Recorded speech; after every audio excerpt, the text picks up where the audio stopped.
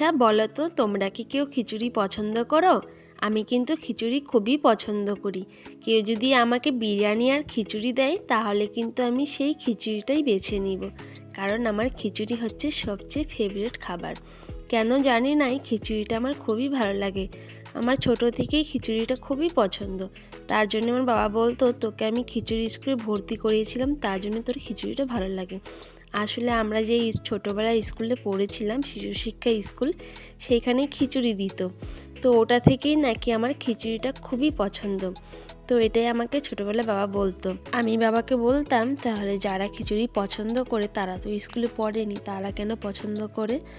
তো যাই হোক, আমার এখনও খিচুড়িটা খুবই ভালো লাগে। এত বড় হয়ে গেলাম তবু খিচুড়িটা ছাড়তে পারিনি। যখনই শীত পড়তো তখনই মাকে বলতাম যে খিচুড়ি খাবো। আর আমার বাবার তো একদমই পছন্দ না খিচুড়ি, তো আমার দাদারও খুব একটা পছন্দ ছিল না। আমার দাদা বলতো যে খিচুড়ি করলে সবজি করতে হবে, আমার সবজি ছাড়া মানে ভেজ খিচুড়ি, সেটাই খুবই ভালো লাগে।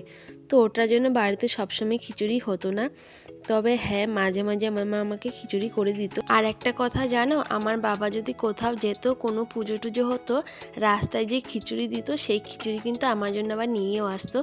আমার মাও তাই করতো, কোথাও খিচুড়ি দিলে আমার জন্য ঠিক নিয়ে আসতো। তো আমি বাড়িতে বসে সেই খিচুড়িটা খেতাম। এখন তো আমার বরমশাই আমার জন্য খিচুড়ি নিয়ে আসেন। যদি কোথাও রাস্তায় পুজো হয় আর খিচুড়ি দেয়, তাহলে ও সেই খিচুড়িটা আমার জন্য বাড়িতে নিয়ে আসে। আর যদি কোথাও কীর্তন হতো, পুজো হতো, যদি খিচুড়ি করতো, তাহলেই আমি একমাত্র যেতাম, না হলে যেতাম না। এখনও যদি আমি বাড়িতে যাই তাহলে মা কিন্তু আমাকে একদিন হলেও খিচুড়ি রান্না করে খাওয়ায়।